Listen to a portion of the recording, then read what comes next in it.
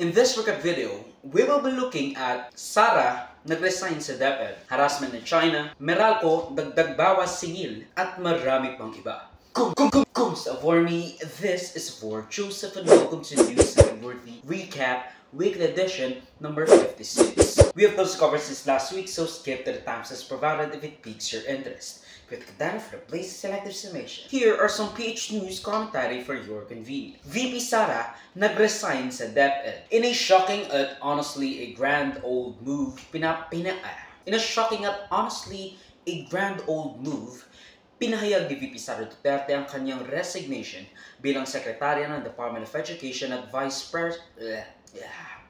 Chairperson ng National Task Force to End Local Communist Armed Conflict o NTF-ELCAC, a red-tagging son of a bitch organization, except I shouldn't even call them a son of a bitch kasi it would be disrespectful at insulto yon sa mga babaeng aso. So nitong Wednesday, sa 2 taon nating pagsasama, ang kwentong nabuo natin ay kwento ng kapit-bisig na pagtaguyod sa adhikaing maitatag ang isang bansang makabata at batang makabansa. Ngunit anumang kwento, kahit gaano kaganda, ay sadyang nagtatapos rin.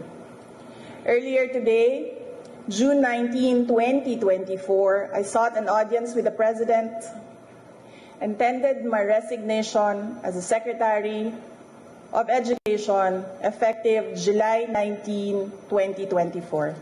I have given my 30-day notice to ensure the proper and orderly transition for the benefit of the next Secretary.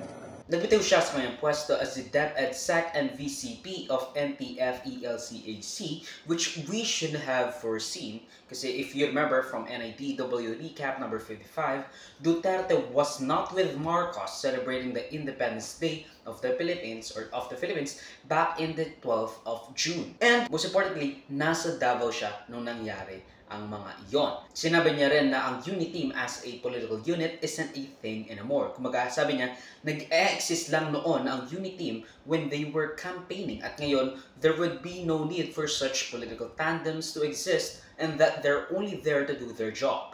No more politicking. In the interview as well, sinabi niya na no comment nung minandato ni President Bongbong Marcos na isama ang bagong brainwashing, whitewashing technique bagong Pilipinas, hymn at pledge sa flag ceremonies ng mga public educational institutions among others na saklaw ang pinamumunuan or at least dati niyang pinamumunuan at pinangangasiwaan ng kanyang opisina.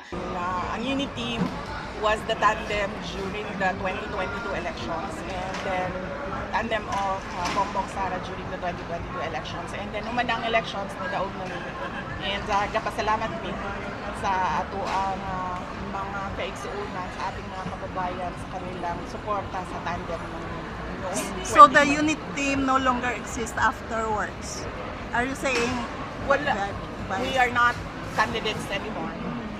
May any reaction sa memorandum circular ni PBBM to see Bagong Pilipinas, the new pledge? No comments. And this is also a pretty huge deal for us to actually talk into kasi nga hindi niya rin sinama yung Bagong Pilipinas Pledge at Bagong Pilipinas Hymn sa kanyang Independence Day celebration sa Davao City. So, you will be remiss to know that LGUs are not particularly forced or mandated by the executive order that Marcos has put out regarding the defacing or adding of Bagong Pilipinas Hymn and Pledge sa ating mga flag ceremonies. Hindi kasama yung mga LGU.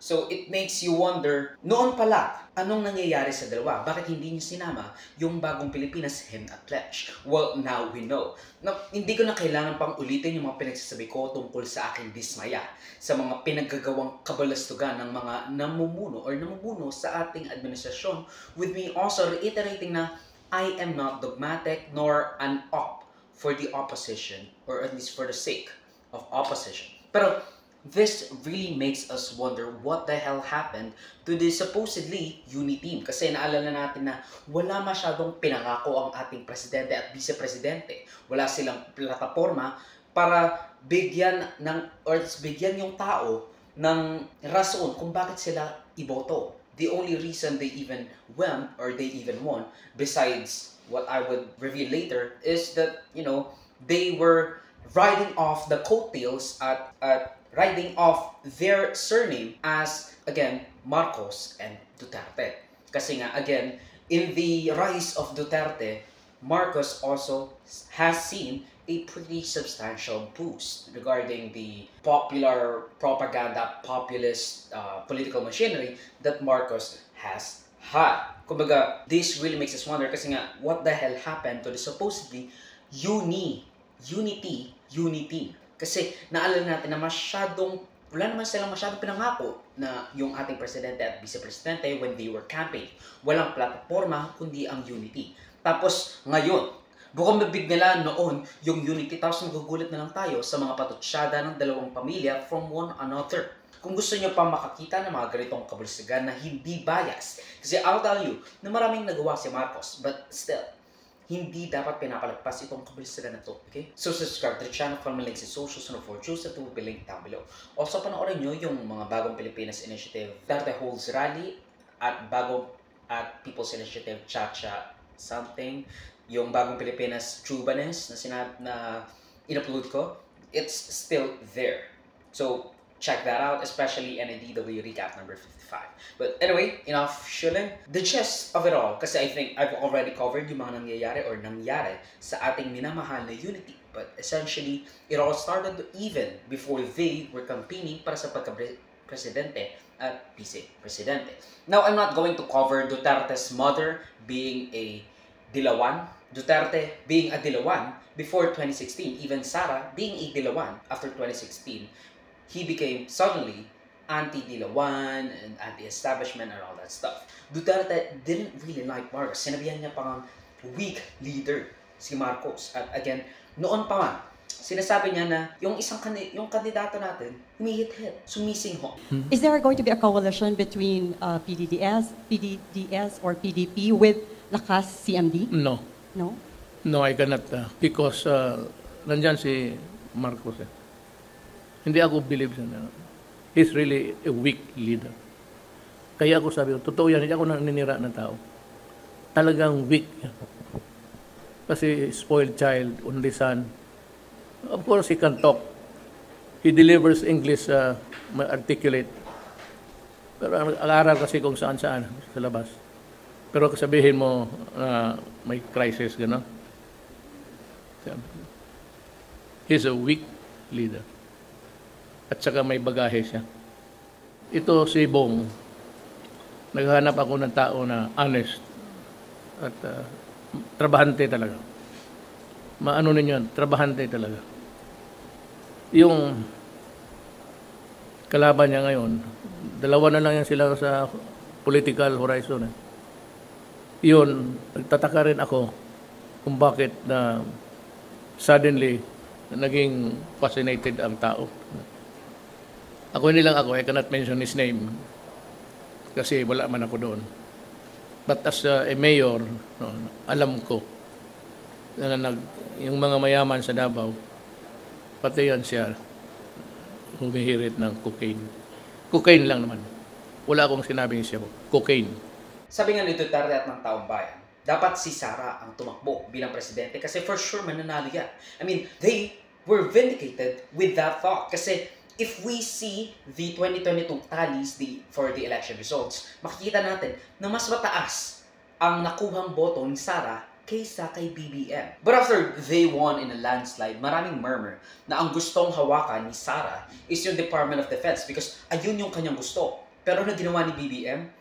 Nilagay siya sa Department of Education. Kahit na wala siyang trades or specialty in the education sector. Sure, she's an abogado and she's brilliant, probably, I'm not really sure. But if she's a lawyer, she's gotta be at least smart with all this stuff. Pero this still doesn't sit right with the Filipino people kasi nga wala siyang managerial or administrative position in any form, especially in the educational sector. Mas babagay pa nga raw, or at least mas babagay pa siya, and this is what she really wanted. She wanted to be in the Department of Defense. Mas babagay pa nga siya siguro sa Department of Defense only and only because she made a persona of a tough person that won't take shit lying down. I mean, na-remember nyo ba? Yung nanapak siya ng police ba yan? I'm not sure. Mahirap ang trabaho ng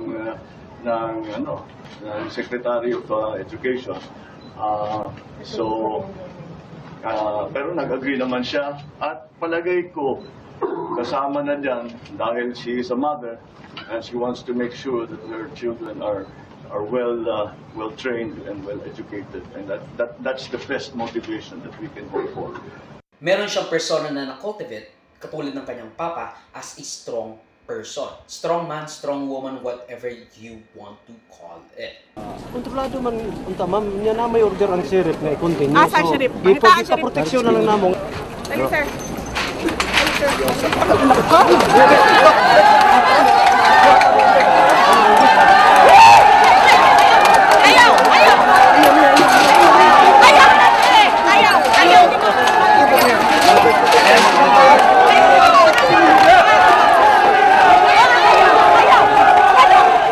Over 200 houses were set to be demolished in the area based on a court order issued on June 23rd.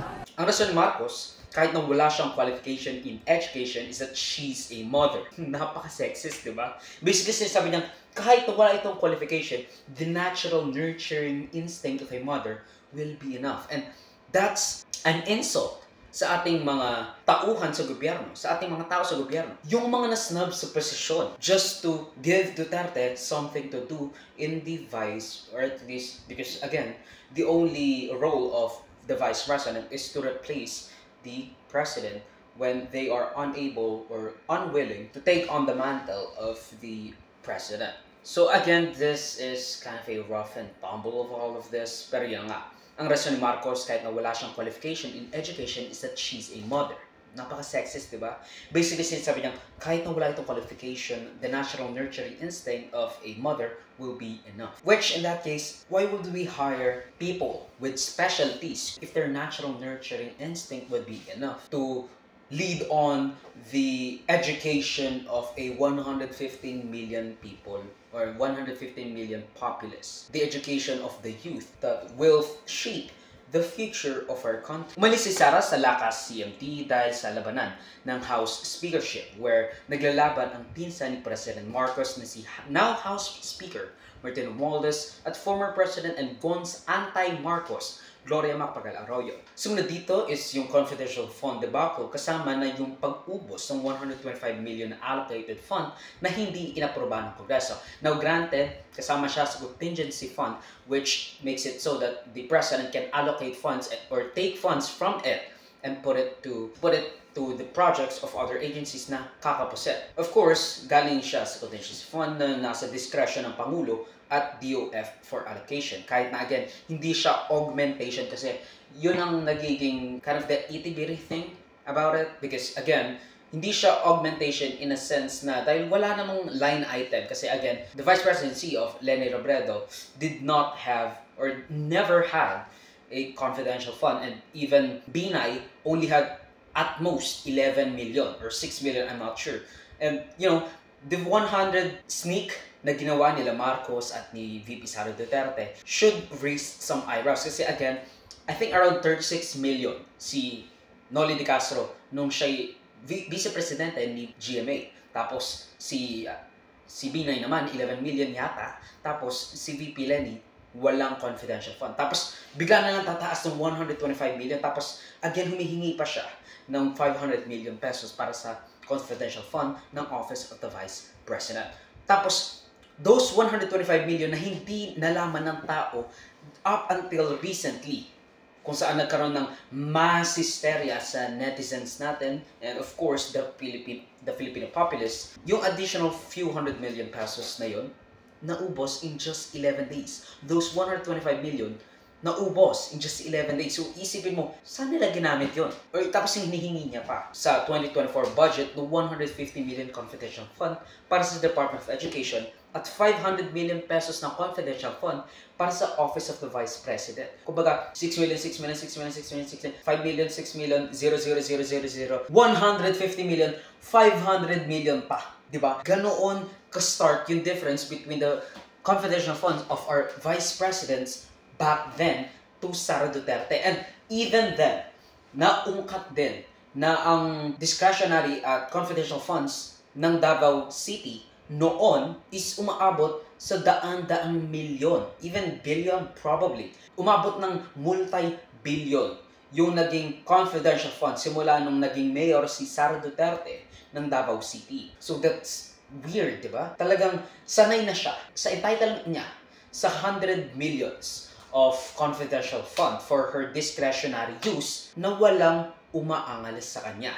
Nag-away pa nga ang House of Representatives at si Duterte dahil nga masyado nilang binibigyan ng atensyon at kontrobersya yung hinihingi ni Duterte na pasok sana sa budget. Kasi nga again, kung hindi ito kinilatis ng ating mga legislator at ng mga netizens, itong budget na to, along with the 650 million confidential fund, will come through. Nag-give in si Sara sa hinihiling niyang confidential fund matapos ang ilang buwan na pakikipaglaban para makuha yung confidential fund. After the confidential fund debacle, and by the way, si Marcos, yung 5 billion confidential at intelligence fund niya, hindi nakuha, hindi nabawasan. Talagang si Sara lang at yung ilang ahensya ng gobyerno. Pagtapos, after the confidential fund debacle, sumunod naman ang issue ng ICC at ni Quiboloy na malapit sa puso ng ating Vice Presidente because she was also implicated sa magiging investigasyon ng ICC, particularly sa Davao Death Squad noong 2000s. Patungkol sa war on drugs, kasama ang kanyang ama and Quiboloy, who is close to his father and even made Duterte the property administrator of the Kingdom of Jesus Christ holding. So basically, what I'm trying to say here is that napakalapit nila Duterte at Quiboloy at sinabihan ni Duterte na addict si Marcos, with Marcos retaliating na siguro kaka-fentanyl ni Duterte yan sa kanilang rally laban sa pinupush ng administrasyon ni Marcos na constitutional amendment o charter change through numerous ways, pati na ang kontrobersyal na People's Initiative Route kung saan maraming nagsasabing binabayaran ang mga Pilipino para pumirma para sa ayuda. The people were entitled to that ayuda pero ang ginagawa nila is papipirmahin muna nila. They're holding off the release of the ayuda just so that they would make pirma-pirma. Lalabas ka ng Malacanang kagaya noong panahon na pinalayas kayo. Ang Constitution is supposed to be a permanent thing. Huwag ninyong pakialaman ang Constitution kasi yun ang bahay opisyal ng Pilipino. Anak ka ng... Bakit pumasok sa utak ninyo yung People's Initiative? Anong nakain ninyo? There's nothing wrong with the Constitution right now. Alam mo, sa umpisa pa lang, nagdududa na ako. Bakit? People's Initiative manggaling sa tao. Dito, mga congressman,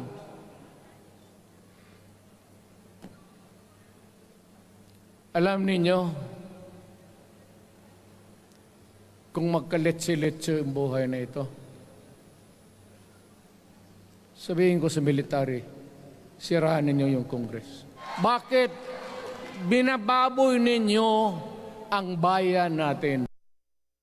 Si Bongbong Marcos bangag noon, ngayong presidente na bangag natin ang presidente. May drug addict tayo na presidente. Nung ako'y mayor, pinakitaan ako ng evidence ng PDEA. Doon sa listahan, nandoon yung pangalan mo. Ayaw kong sabihin yan kasi magkaibigan tayo. Kung hindi magkaibigan, magkakilala. Ikaw pumapasok kayo ng alanganin. Mr. President, baka susunod ka sa dinaanan ng tatay mo.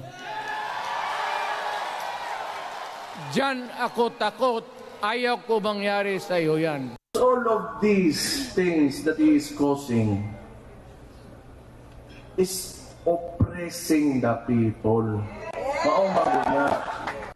Kaya giuna niya ilang politika, ilang self-preservation sa ilang politika. Wa nila giuna ang trabaho. So karon, imbes of opening up new opportunities, especially for those sa lower classes, kaya para mo improve ang kinabuhi sa mga Pilipino, labi na sa mga kapos. Mr. President, kung wala kay gugma, o wala kay aspirations sa imuhang nasod, resign. Tuloy sa statement ni President Duterte last night sa drugs and people's initiative. And then urging you to resign. Resign po.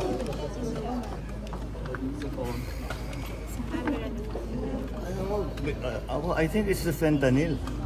Naglabas na rin ng sama ng loob si First Lady Liza Araneta Marcos noon dahil aside from Baste and Digong Duterte calling for her husband's resignation sa pagkapangulo, tinatawanan pa raw ito nung nagpan ang camera sa mukha ni VP Sara. Kumbaga, that was a whole another thing. Now, I have made a video regarding that, so check that out as well. We should have known about this. Talagang, the writing is on the wall. May inevitable shift na talaga sa dalawa, and all in all, this is a pretty amicable way. Pero, at least para bumitiw sa kanyang pwesto, signaling the end of one of the most popular tandem this nation has ever seen. No reason why she resigned, which shows na kahit hindi na sila in good terms, kung ikukumpara noong election with Marcos, she still values that stability. Because again, she's a smart fella. She's a smart person. The evil kind of coincides with some stupidity. But this doesn't change the fact na there are still two sides of the same coin. Ano man ang sabihin ni allegedly halata Harry Roque with his male model assistant, where they claim na magiging leader ng oposisyon si Duterte, si Sara Duterte. Which kind of blows your mind kasi again, they were tandem. Tapos sasabihin mo na lang bigla-bigla na magiging oposisyon, magiging leader ng oposisyon si Sara Duterte. Which, if we look at it, the only opposition are either Coco Pimentel, Risa Ontiveros, the Makabayan Bloc, and a lot of stuff. Pero never Duterte. Hindi siya magiging tunay na oposisyon o hindi siya magiging tunay at totoong oposisyon ng administrasyong Marcos. Sure, maaring magbangayan sila pero as I said, they're two sides of the same coin. At kahit mag-resign siya, we know na wala siya or just wala sa kanyang puso ang paglinang ng kaisipan ng kabataan sa katotohanan at kabihasnan. Hindi siya si Starlight na lalaban kay Homelander. Siya si Soldier Boy na lalaban kay Homelander. Not the one that we would want to win. Kasi nga, again, they're two sides of the same coin. Or at least, siya si Soldier Boy na lalaban kay Homelander. Not the one we would want to win just to see the other lose. We'd rather them lose both. Kung maaari at papalaran, we want both of them to lose. Or at least, that's not what I really wanted, okay? I don't want to wish upon my Filipino people or upon my people that the administration falls down. I want them to succeed in helping the community, helping the Filipino people. Pero they have nefarious intent. And they won with questionable grounds. So for us to root with them unequivocally, that should not ever be the case. China, ginera ang mga Pilipinong bangka. Nagkainitan ng ating mga mamalangkaya, Chinese Coast Guard at mga bangkang magre-resupply mission sana sa ating tauhan or sa ating mga tauhan sa BRP Sierra Madre. This came in light after ma-put into effect ang utos ng Politburo ng China patungkol sa mga sinasabi nilang trespassers sa kanilang teritoryo na sumasakop sa buong South China Sea, including the West Philippine Sea. This meant full force arrest without trial or pagtanggal ng habeas corpus. I mean, imagine that. Arrestuin ka without paglilitis, stripping you of your constitutional rights. Tapos, banyagang bansa pa ang huhuli sa iyo when you're just trading off, fishing in your nation's territorial waters. Nagpahayag ang G7 laban sa mga kadahasan na pinagkikiwa ng CCP at ng CCG sa ating mga mangingisda at resupply missions. Pero if you've seen my video regarding China's harassment, hindi tayo worth ng geopolitical risk between the emerging superpower and the incumbent superpower. We are just a pawn in their game. Probably a bishop, but still a piece in the chessboard that could be knocked off whenever they want, whenever we are of sufficient, sacrificial, advantageous position. Nakakadismaya ang mga aksyong ginagawa ng China.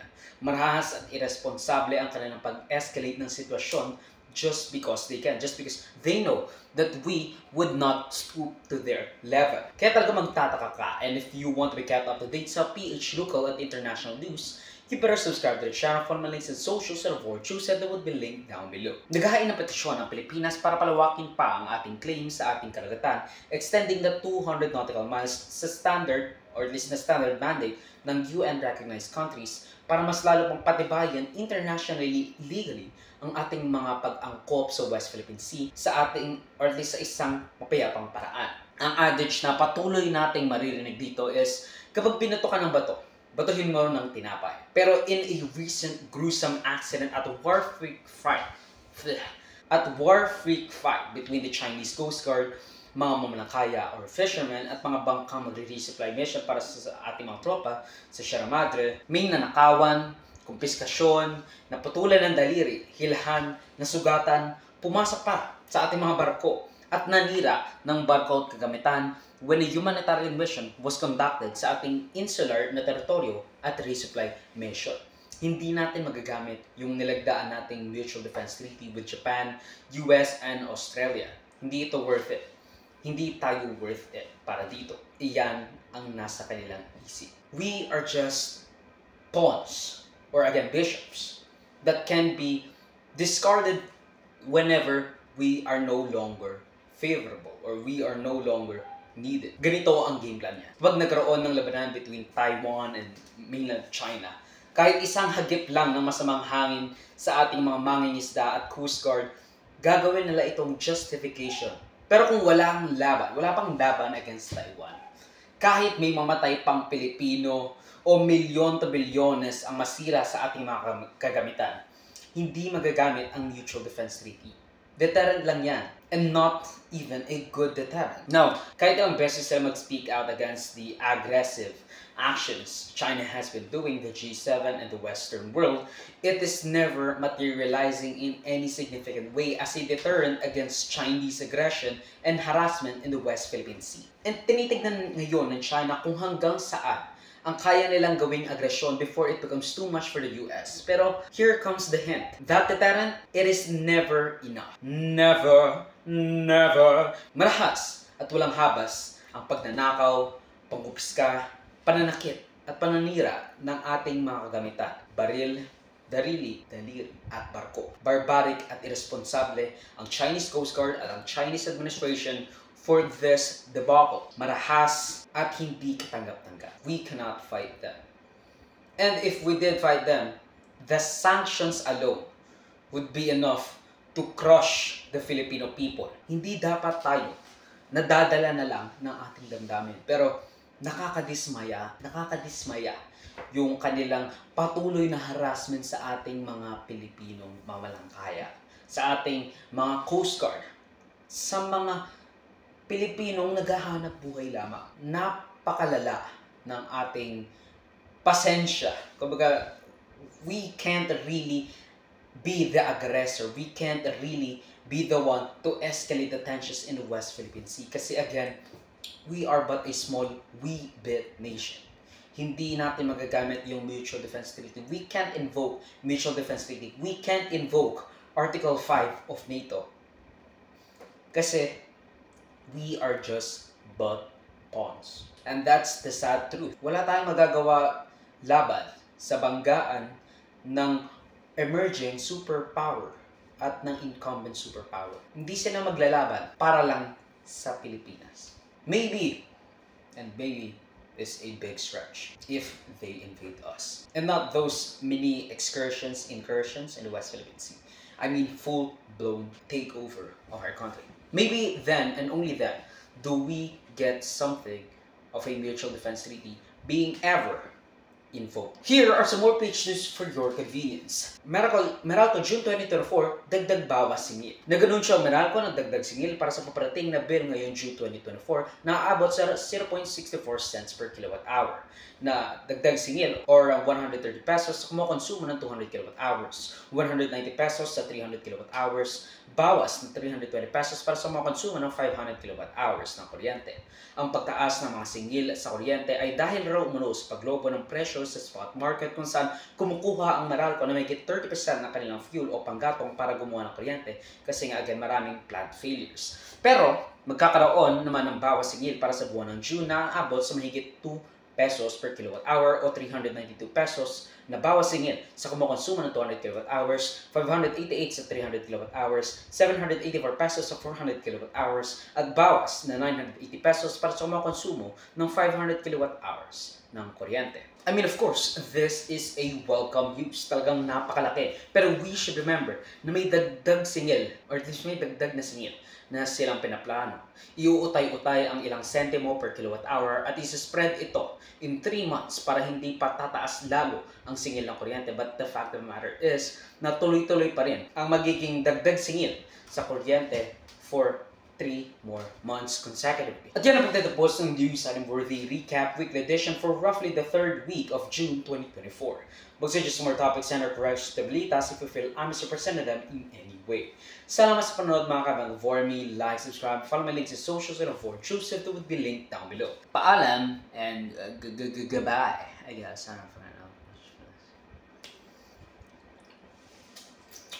Sarap ng alam.